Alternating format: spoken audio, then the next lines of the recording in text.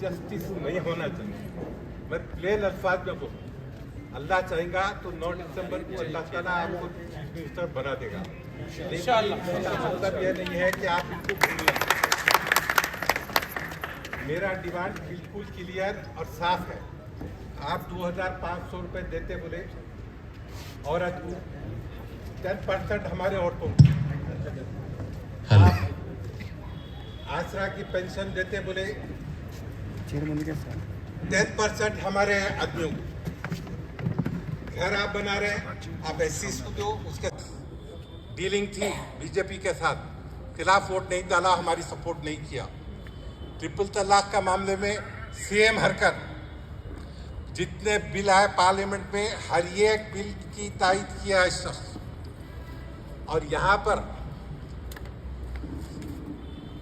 9 मसाजिद शहीद किए गए, 40 कॉलेजेस बंद किए गए। हमेशा 70 साल से यूपीएससी के अंदर एक हमारा मुसलमान रिप्रेजेंटेटिव रहता था, वो ख़त्म कर दिया गया। जितने यूनिवर्सिटीज़ है एक वाइस चांसलर देते थे, वो ख़त्म कर दिए। और इन्हों बोलते मैं घर दिया, ये दिया, अब लिस्ट तो दो कितनों को दिया हमारे आदमियों को। और ये एक पूरे वीकर सेक्शंस के साथ फ्रॉड है। मेरे भाई जितने एससीज के हैं यहाँ पर, आज दलित बंधु के नाम पे तुम लोगों में आपस में झगड़ा लगा दिया। एक को पैसे मिले तो 100 दुश्मन हो गए आपस के अंदर, एक दूसरे से मारने पीटने की नौबत। मैं भी गांव में रहता हूँ। तो ये बात है हमारे रेवंत रेड्डी साहब के ऊपर वाला आपको बना दे चीफ मिनिस्टर। लेकिन आपसे ये रिक्वेस्ट है मेरी कि हमारी मांग बहुत सिंपल है। हम गरीब हैं, ये बहुत, इनके घर जाके देखो आपको पता चलेगा कितने गरीब हैं ये। तो इनके साथ जस्टिस, हमारी साफ डिमांड है कि आप 1000 घर बांट रहे हैं, 100 घर हमारे को दे दो। आप 2500 रुपये दे रहे हैं औरतों को, 1000 औरतों को, 100 हमारी औरतों को दे दो। जो भी चीज़ है हमको जो है ना, जो भी आप दे रहे हैं वेलफेयर स्कीम, हमको 10% की हमको हिस्सेदार रखो। और इसके लिए ट्रांसपेरेंसी होना, आप नाम छाप दो कि मैं इतों को दिया, इतों को दिया, इतों को दिया। मैं जानता हूँ कि आप पूरे एक वक्त पूरों को नहीं दे सकते, लेकिन जो भी देंगे आप उनमें से दो हमको। और कान खोल के एक बात सुन लो, अच्छी तरह से सुन लो, आने वाला जमाना और टाइट होने वाला है। पार्लियामेंट में यूनिफॉर्म सिविल कोड और हर किस्म की वो चीज़ जिससे आपको हमको अजाब है वो बर्पा होने वाला है। अगर हम कांग्रेस को वोट डालते हैं इसलिए डालते हैं कि वो हमको सपोर्ट करेगी रेवंत रेड्डी साहब, और आप हमको सपोर्ट करेंगे तो हम आपको सपोर्ट करेंगे, पक्का करेंगे। ये हमारे रोहिन रेड्डी की कॉन्स्टिट्यूंसी है, इसको जिता के लाना आपका मेरा फरीजा है। उसके बाद इसका गला पकड़ लेंगे अगर नहीं हुआ तो। मैं सामने बोल रहा हूँ, मेरे बच्चे जैसा है ये, मेरे बच्चे जैसा है। तो आधी रात को हम पकड़ लेंगे इनको। लेकिन उसको वोटिंग के वक्त 100% होना। मैं कर्नाटक के अंदर था 2 दिन, पोलिंग के दिन 93% मुसलमान की पोलिंग। आज कर्नाटक के अंदर हिजाब के साथ अजाब दे रहे थे, हलाल हराम का अजाब दे रहे थे, सब खत्म हो गया। अगर कांग्रेस को नहीं लेंगे, खुदा ना खाता वो तकलीफ तुम भुगतेंगे। कोई 500 रुपये खा के आपको वरगला दिया, कोई 5000 रुपये खा के वरगला दिया। यहाँ अल्लाह का करम है, मेरे को कोई एक पैसे की ज़रूरत नहीं है। मैं मेरी कौम के लिए खड़ा हुआ हूँ। खुली बात आपके सामने ट्रांसपेरेंट तरीक़े से बात करो, कोई पीछे एक सामने एक बात नहीं करो। हमारे साथ जो है ना नाइंसाफ़ी जो हुई उसको आप दूर करिए। और ये हमारे जो लोग हैं मस्जिदों के इमाम हैं, इनको आप रीजनेबल दो। मैं लाख रुपए नहीं मांगता, रीजनेबल दो उनको, 10,000 15,000 दो, रीजनेबल दो। हमारे मौजूदों को दो, ये रीजनेबल दो। आप अब ये लोग ब्रेकफास्ट का ऐलान किए, हमारे मदरसे के बच्चों को भी खिलाओ। आप आउट ऑफ द वे जाओ बोल के नहीं कर रहा हमें, जो चीज़ आप कर रहे हैं उसमें से हमारा हिस्सा दो। मैं अब आगे जो है ना इससे ज़्यादा आपको बोलना नहीं चाहता। और ये जो हमारे साथ एससी भाई हमारे खड़े हुए हैं, एसटी भाई खड़े हुए हैं, ये तुम्हारे भाई हैं। तुम और वो दोनों मिलेंगे तो खूबत बनेगी। अगर वो अलग रहेंगे तुम अलग रहेंगे तो तुम्हारी भी खूबत नहीं बनेगी, इनकी भी खूबत नहीं बनेगी। ये कान खोल के सुन लो, हमको रहना यहाँ है, मरना यहाँ है। इज्जत से रहेंगे, इज्जत से मरेंगे इंशाअल्लाह ताला। अल्लाह ताला पे भरोसा करेंगे। ये बात का वादा करो। और आपस के अंदर, इस महल्ले के अंदर जितने हैं, जितनों को हो सकता है, क्योंकि मैं तो जाने वाला हूँ महल्ला महल्ला, लेकिन इसके बावजूद हो सकता है कि मैं पूरे लोगों से ना मिलूं। आप लोगों पे पाबंदी है कि आप लोग इसकी सपोर्ट करो। इसलिए करो कि हमको कांग्रेस को मजबूत करना है। पार्लियामेंट में एक ही पार्टी है जो बीजेपी के खिलाफ खड़ी हुई है, वो है कांग्रेस। ये ईमानदारी की बात है। एनआरसी में हो या कोई चीज हो, सिर्फ कांग्रेस ही आपका साथ दी। हल जज़ाउल एहसान इल्लल एहसान, आपका साथ वो दे रही, आप उनको सपोर्ट करो। इतनी बात आपसे कर रहा हूं, इसके अलावा कोई बात मैं करने वाला नहीं। बहुत बहुत शुक्रिया।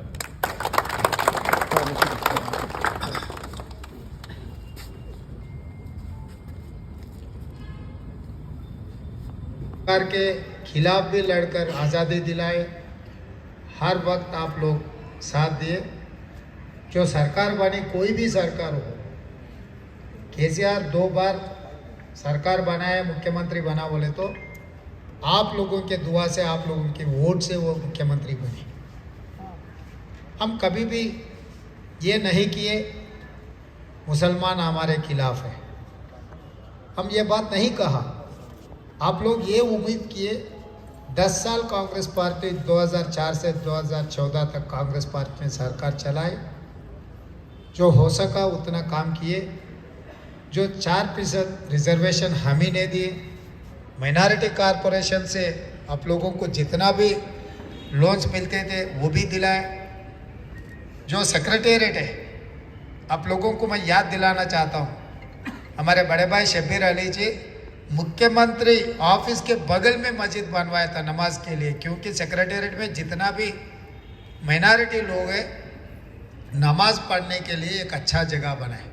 उससे पहले निज़ाम सरकार ने बनाया, सो भी मस्जिद वहीं था। आज केसीआर आने के बाद 4% को 12% 4 महीने में करने के लिए वादा किया। आगे सेक्युलर सब लोगों को साथ में लेकर चलाने के लिए वादा किए। आपको मेरे ख्याल से 2016 में म्यूनसिपल इलेक्शन जब हैदराबाद में आया था, दार सलाम में हमारे भाई 7 एमएलए को बिठा के बस्ती बस्ती में गाड़ी लगा के वहाँ ले जाके, इस म्यूनसिपल इलेक्शन में टीआरएस को वोट दे दो, आपको घर मिल जाएंगे बोल के हर एमएलए एक क्यों लाइन में जितने भी लोग हैं उतने लोगों को लेटर दिए। उसके बाद 2021 में यही बात हुई। तो आज के तारीख में आप लोग सोचो, इस देश में नरेंद्र मोदी जी प्रधानमंत्री बनने के बाद क्या हाल होगी, क्या चर्चा हो रही।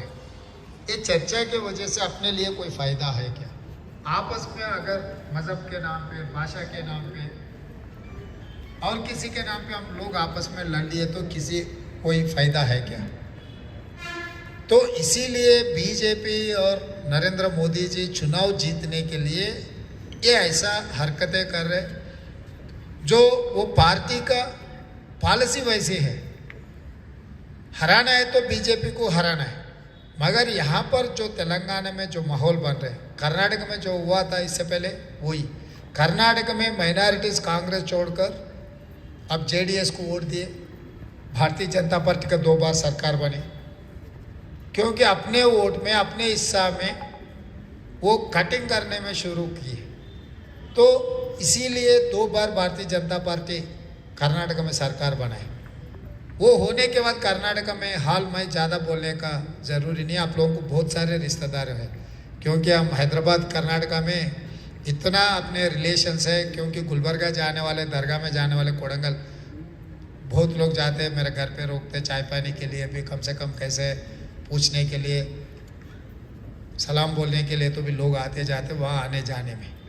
तो कर्नाटक का हाल देखने के बाद परसों 6 महीने पहले चुनाव आए थे, तब भी जेडीएस एमआईएम ये लोग चुनाव लड़े, इधर वोट देने के लिए भी बात कहा, मगर लोग वहाँ समझदारी से कांग्रेस पार्टी को वोट दिए, जिम्मेदारी से काम किए, सरकार कांग्रेस के बने। अब देश में एक माहौल बन गए।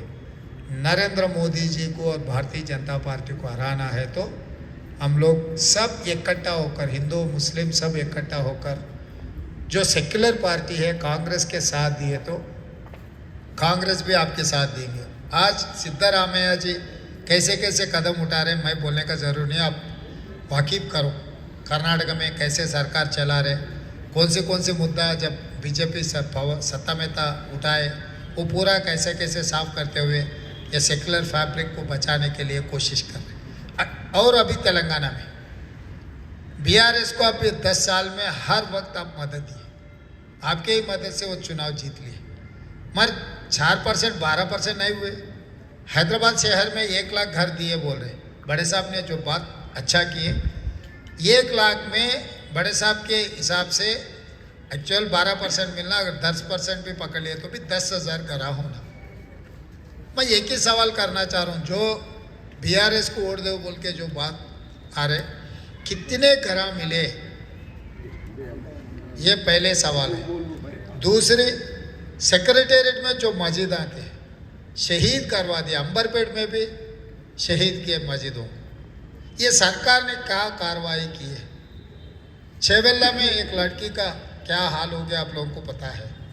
हर जगह में जो भी एनकाउंटर्स हुए ये सब सारे हुए केसीआर आने के बाद। तो आज पार्लियामेंट में जितने भी आए बिल्स, वो किसान के खिलाफ काला कानून, 370 आर्टिकल, ट्रिपल तलाक, NRC, president election, vice president election, बिलों की छोड़ो, राष्ट्रपति उपराष्ट्रपति चुनाव में सीधा सीधा वोट दे दिए केसीआर ने। हम लोग 85 है, अगर वही जगह में अगर 150 रहा तो पार्लियामेंट में ये इतना सारे बिल लाने के लिए हिम्मत करते थे क्या मोदी जी। तो रीजनल पार्टी को जैसा जैसा वोट देते गए, अपने वोट काटने के वजह से बीजेपी ताकत वाले बन रहे, बीजेपी जैसा जैसा ताकत वाले बन रहे, सबको खत्म करते जा रहे, हर तरीका नया नया तरीका ढूंढकर सबको तकलीफ देने के लिए कोशिश कर रहे।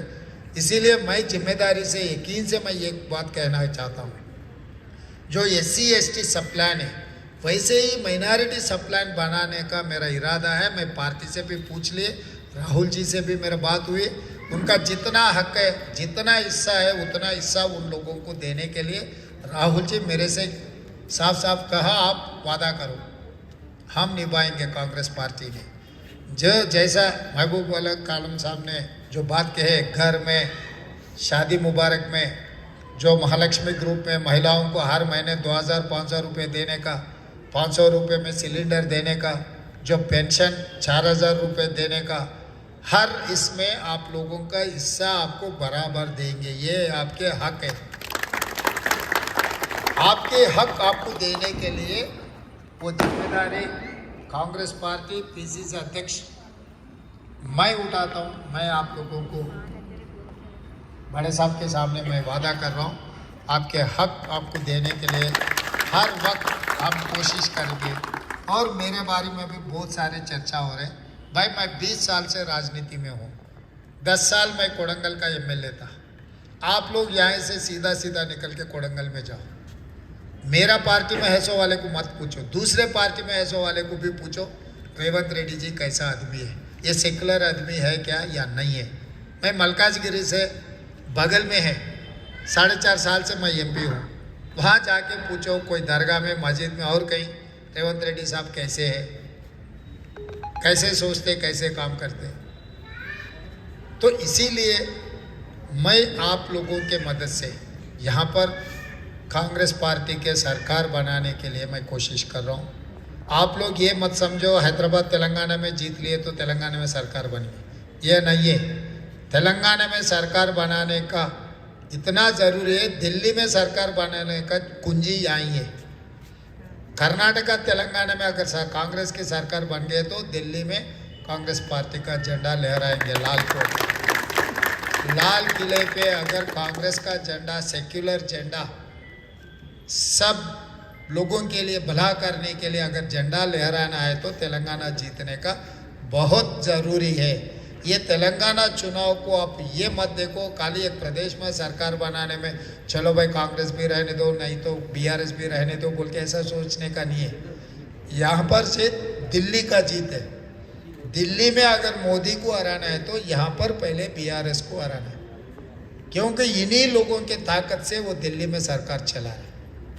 अब 10 साल आपके सामने है, मैं ज़्यादा बोलने का जरूर नहीं। 10 साल हर साल जो जो पार्लियामेंट में बिल्स आए आप ले लो। उनका नियत कैसे आप देखो।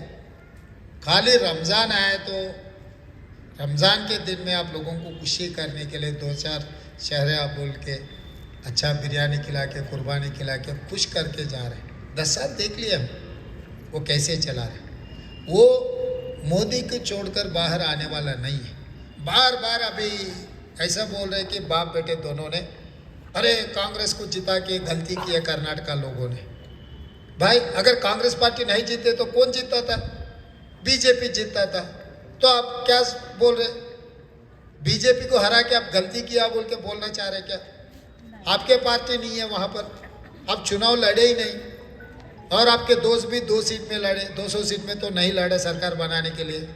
जेडीएस भी 50 सीट में चुनाव लड़े, जेडीएस का भी सरकार बनने का मौका ही नहीं है। वहाँ पर चुनाव लड़े बीजेपी और कांग्रेस। वहाँ के जनता ने कांग्रेस पार्टी को वोट दिए, बीजेपी को हरा दिए। तो आप बोल रहे हर दिन भाषण में केसीआर और केटीआर अरे कर्नाटक की जनता गलती की है कांग्रेस को जिता के। चलो भाई गलती किया समझो, अगर गलती नहीं की है तो आपके हिसाब से बीजेपी को जिताने का है क्या? इसका मतलब आप इनडायरेक्ट वही बात पे जा रहे हैं। ये 10 साल जो पार्लियामेंट में जो बिलों के वक्त हर वक्त जैसा मदद दिया, आज भी वैसी मदद देने के लिए कोशिश कर रहे। इसीलिए मेरे साथियों को शाम को मेरा एक ही गुजारिश है, एक ही वादा करना चाह रहा हूँ, आपका हिस्सा आपको मिलेंगे। मेरा जिम्मेदारी है, मेरा जिम्मेदारी से मैं काम करूँगा। आपका हिस्सा जितना है हिस्सा आपको बांट के देंगे। इस बार किसी हाल तेलंगाना में कांग्रेस पार्टी का सरकार बनाने का है। यहाँ पर आप सरकार बना के दिखाओ, हम दिल्ली में जिता के दिखाएंगे। क्योंकि कुंजी यहाँ ही है, ताला यहाँ ही खोलना है। ये कर्नाटक में कांग्रेस जीते तो पूरा हिंदुस्तान में चर्चा हो गई। कर्नाटका में तो 88% माइनॉरिटी, क्रिश्चियन माइनॉरिटी, मुस्लिम माइनॉरिटी, सेक्युलर लोगों का वोट कांग्रेस को मिले। इसीलिए एक तो 135 सीट जीतकर कोई उसको हला नहीं सकता। मजबूत सरकार बनाए। तेलंगाना में भी आप लोग दुआ मांगो अलमिया से, अच्छा हो जाएंगे, कामयाब हो जाएंगे। इतना ही मेरा 2 शब्द आप लोगों के सामने रखना चाहता हूँ। आपके दुआ से कांग्रेस पार्टी सरकार बनेंगे। कांग्रेस पार्टी सरकार बनने के बाद रोहिन रेड्डी मेरा छोटा भाई है, यहाँ के, मैं कहीं दूर के नहीं है, नारायणगुड़ा रेड्डी कॉलेज के बगल में। मैं 25 साल यहाँ था, यहाँ से अभी जुबलिंस गया। रोहिन रेड्डी भी इधर का ही है, नारायणगुड़ा के उन्हों भी। आजकल वो बजारंज में रह रहे मगर इधर ही आने वाले हैं। उसका किस्मत भी इधर ही लेकर आया। वो मांगा खैरताबाद के, वो नहीं मांगा, मगर हकीकत ऐसा लेकर आए कि अंबरपेट में आप लोगों के साथ में काम करने के लिए, आपके दुआ लेकर इस बार जिताने के लिए उनको जिता दो। रोहिन रेड्डी को अगर वोट दिए तो महबूब आलम खान को साहब को वोट दिए जैसा, मुझे वोट दिए जैसा हमारी जिम्मेदारी है। बड़े साहब ने पहले कह दिया वो मेरा बेटा जैसा। तो आधी रात को उनको उठा सकते हैं। हम लोग आपके साथ में काम करेंगे आपके तरक्की के लिए। अच्छा हम लोग सब तरक्की आगे लेकर जाने के लिए एक अच्छा माहौल बनाएंगे। और अली मस्कती साहब पहले से उनके वालिद साहब के साथ में MLC काम किए, मेरा अच्छा दोस्त है।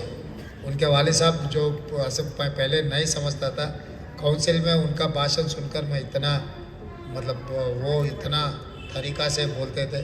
तो आज एक वक्त आया हम लोग सब इकट्ठा हो जा रहे हैं। तो इसीलिए इस बार अब सेकुलर पार्टी को जिताने का है। सेकुलर पार्टी जीते तो ही ये देश बचेंगे, नहीं तो देश में अगर तीसरी बार अगर सरकार बने, कौन इस देश में रह सकता, कौन देश छोड़ना पड़ता, कोई किसी बोल भी नहीं सकते। इसीलिए हम लोग सब मिलकर अच्छा सरकार बनाने के लिए मदद दे दिया। शुक्रिया। आप लोगों का शुक्रिया। एक बात याद रखो कि मैं इस जगह, इस घर के अंदर 70 साल से हूँ। मैं मुसलमानों के चढ़ाव और उतार देखा है। अब सुनो आप लोग, इस 70 साल के अंदर कोई भी सरकार इस तरीके का कत्ल नहीं की जिस तरीके से 5 मुसलमानों को आलेर के अंदर कत्ल किया। इनके हाथों में जंजीरा थे, इनके पाँव में बेड़ियाँ थी और ये पुलिस की गाड़ी में थे, गोली मार के मारते। ये वायदा करे कि हम इसका इन्वेस्टिगेशन करेंगे, आज तक नहीं। मस्जिदां टूटते चले गए और रेवंत रेड्डी साहब ये मस्जिदां टूटने का किस्सा फुल स्टॉप हो रहा। अब आगे कोई मस्जिद नहीं टूटना है। अब मैं जो लोग एतराज़ करते हैं, मैं उनसे ये बात पूछना चाहता हूँ, मैं खुलेआम भी पूछने वाला हूँ कि क्या जवाज़ है बहैसियत मुसलमान उनको वोट डालने का जो मस्जिदों को शहीद करे। और सबसे बड़ा फ्रॉड प्ले किया गया कि सेक्रेटेरिएट की मस्जिद, 2 मसाजिद तय शहीद कर दिए और ये मस्जिद जो बनाए ये सेक्रेटेरिएट की नहीं है, ये मिंट कंपाउंड की मस्जिद। आप लोग जाओ, आंखों से देखो, मेरी बात पे भरोसा मत करो। तो इस माहौल के अंदर क्या जवाज है इनको वोट डालने का। मुसलमानों के वो बच्चों का खून, वो माँ बाप के पेट, उनके जिगर के छाले तुमको पुकार रहे हैं। ये बात याद रखो कि जब तक तुम एक नहीं हो जाओगे तुम कमज़ोर हो जाओगे। 500 रुपये लिया उसको वोट डाल दिया, 1000 रुपये लिया उसको वोट डाल दिया, नहीं, बिल्कुल नहीं। यहाँ पर रेवंत रेड्डी साहब से मैं बोला हूँ रेवंत रेड्डी को कि हमको 10% हम हिस्सेदार हैं आपके वेलफेयर स्कीम्स के, आपको देना ही पड़ेगा। 2500 दे रहे हैं, हमारी औरतों को 2500 देना ही पड़ेगा। आप 4000 रुपये आश्रय कीजिएगा पेंशन, हमारे उसमें से 10% हमारे लोगों को देना ही पड़ेगा। और ये मस्जिदों की जो खिदमत करते हैं ये लोग बहुत गरीब हैं, इनके लिए सब्सटेंशियल आप इंक्रीज करा दीजिए। ये 1000-2000 नहीं, सब्सटेंशियल दीजिए उनको। इसमें जो मंदिरों में पुजारियों को जैसा तनख्वाह दे रहे, मस्जिद के अलावा दरगाह में भी कुछ लोग काम कर रहे हैं। दरगाह वालों को भी देखभाल करना है, क्योंकि दरगाह में सब लोग जाते हैं। मस्जिद में खाली मुसलमान लोग नमाज पढ़ने के लिए आते हैं, दरगाह में तो हिंदू मुसलमान भी जा रहे हैं, वो लोग भी गरीबी में ज़िंदगी गुजार रहे। दरगाह और मस्जिदों में भी जो तनख्वाह देने का है, सही तरीक़ा से आप लोगों को मदद करेंगे। वो बराबर ये कमेटी डालूंगा, बड़े साहब को उसमें रखूंगा, सबसे आपके राय सुनकर जो गवर्नमेंट पॉलिसी बनाए के आपको आगे एक एक्ट बना के आपके हक बनाएंगे। पर जब तक ये माइनॉरिटी का कुछ एक्ट नहीं बनाए तो आपका हक नहीं बनेंगे। हर बार कोई भी नया बदले तो फिर जाके पूछना वो दिए ना दिए, घुमाए, ये सब सारे हो जाएंगे। वक्फ का भी जुडिशियल पावर देना बोले तो सेंट्रल एक्ट है, मैं मानता हूँ, मगर स्टेट में तो रेजोल्यूशन पास करवा दे के आज के तारीख में 77,000 एकर्स वक्फ का प्रॉपर्टी थे तेलंगाना में, और मेरे ख्याल से 5,000 एकड़ भी बचे नहीं, सब सारे कब्जा में चले जा रहे हैं। तो मंदिर का और वक्फ का प्रॉपर्टीज और चर्च का प्रॉपर्टीज बचाना अपना जिम्मेदारी है। अल्लाह मियाँ या भगवान यीशु क्राइस्ट नहीं पूछ रहा बोल के सब कब्जा में गए तो ऐसा छोड़ने का नहीं है। इसके ऊपर भी एक स्पेसिफिक एक्ट लेकर आएंगे, वो भी बचा के रखेंगे। आगे आने वाले दिनों में अच्छा काम के लिए हम लोग साथ में मिलकर, साथ में जोड़कर काम करेंगे। आपको बहुत बहुत शुक्रिया कि खबर इसका कि आप लोग चाहे जो भी महाजिर है, आप लोग से गुजारिश है कि आप हमारे साथ रोटी खाएं और इंशाअल्लाह ताला आप चीफ मिनिस्टर बनने के बाद आपको इसी जगह हम गुलपोशी देंगे इंशाअल्लाह। और हम खुशखबरी देंगे कि हमारे साथ जस्टिस हुई। वी रिक्वेस्ट जस्टिस कि भाई हमारे गरीब है, ये जाके आपको नहीं पूछ सकते, मैं बार बार बोल रहा हूँ। और मैं इनकी गुर्बत को डेली कॉलेज के अंदर देखता हूँ। ये लोग गरीब हैं, इनको हम आउट ऑफ द वे नहीं मांग रहे हैं आपसे। आपके जो वेलफेयर स्कीम है उसमें से हमारा परसेंटेज दे दो और नाम को छाप दो कि भाई हम इनको घर दिए, इनको 2500 के पैसे मिले औरतों को, ये ज़ईफ़ों को जो है ना 4000 रुपये के ये मिला है, पेंशन मिला है। तो मैं इसके साथ जो है ना आप लोगों का बहुत बहुत शुक्रिया। मैं अपनी तकरीर को ख़त्म करता हूँ। आप सब मेरे भाई जितने हैं यहाँ पर, भाई बहन सब, आप लोगों से गुजारिश है कि आप महाजिर जो भी दाल रोटी है खाइएगा। बहुत बहुत शुक्रिया।